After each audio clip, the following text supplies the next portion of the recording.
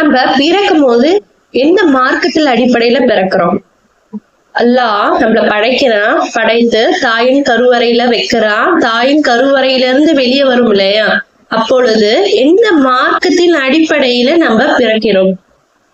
இஸ்லாத்தின் அடிப்படையில். அதாவது நம்மள சித்திரத்திலேயே அல்லாஹ் தாலா இஸ்லாத்தின் இயற்கையிலே இஸ்லாத்தின் அடிப்படையில தான் நம்ம பிறக்கிறோம்.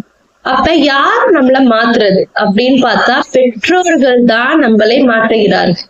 அல்லாஹ் தாலா உறுதியாக சொல்றான், அல்லாஹ் தாலா படைத்தவனே சொல்கிறான், நான் படைக்கும் பொழுது இயற்கையாகவே இஸ்லாத்தின் அடிப்படையில் தான் உங்களை நான் படைக்கிறேன். உங்களுடைய மார்க்கம் இஸ்லாம்.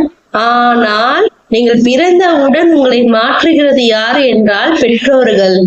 பெற்றோர்கள் தான் நம்ம பிறந்த உடனே சிலையை வணங்கக்கூடியவர்களாகவும், கிறிஸ்தவர்களாகவும், யூதர்களாகவும், நெருப்ப வணங்கக்கூடிய இப்படின்னு பலவேறு மாற்றங்களை கொண்டு போய் சேர்க்கிறது இந்த பெற்றோர்கள் தான். ஒரு பிள்ளையை மாற்றக்கூடியவர்களாக இருக்காங்க.